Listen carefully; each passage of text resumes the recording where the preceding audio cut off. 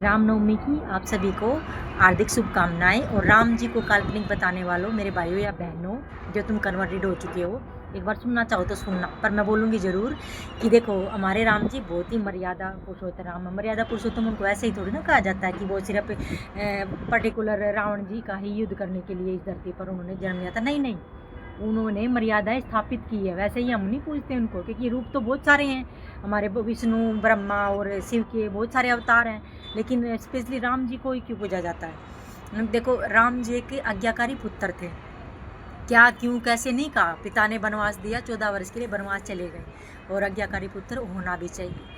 और उसके बाद क्या है, राम जी एक अच्छे भाई थे, इतने अच्छे भाई थे कि बड़े भाई थे, चारों भाइयों में इतना प्यार था कि भरत जी जो थे ना, उन्होंने क्या क्यों कैसे नहीं किया।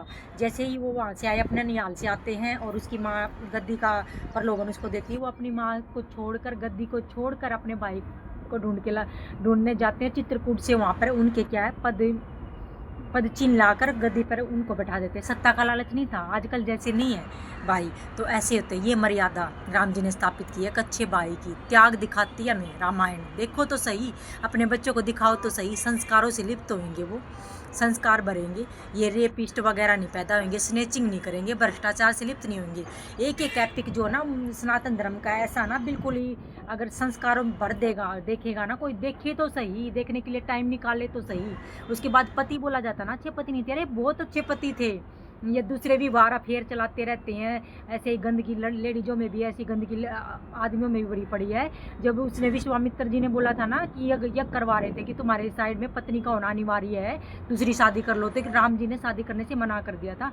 और सोने की मतलब सीता माता की सोने की मूर्ति बना के तब उनको अपने साइड में विराजित किया था।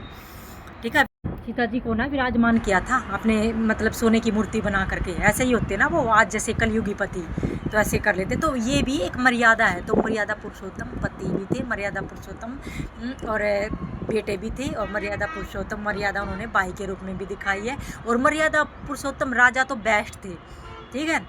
उनके बाद राम जैसा राजा उनके बाद कभी कोई हुआ ही नहीं, जिन्होंने क्या है अपनी पत्नी को मतलब प्रजा के लिए अपनी पत्नी तक को त्याग दिया था, ठीक है। तो राम जी को काल्पनिक बताने वाले सोच तो लो, समझ तो लो, रामायण को कितना जाना है पढ़ तो लो। और एक और बात कहना चाहूँगी कि जो राम जी को काल्पनिक बता रहे थे, और अयोध्या जो राम जी का जन्म स्थान है, तो वैसे तो उनको काल्पनिक बता रहे हो, लेकिन रामनवमी कब से मनाई जा रही है? अगर राम जी काल्पनिक है तो फिर मेरे को बताना, ये रामनवमी क्यों मनाई जाती थी स्टार्टिंग से ही? ये कन्वर्टेड भाई थोड़ा सा सोचना समझना। राम जी तो काल्पनिक थे, तो फिर रामनवमी क्यों मनाई जा रही है? रामनवमी तो पता नहीं कब से मनाई जा रही है, गूगल पे सर्च करना थोड़ा सा, कब से मनाई जा रही है।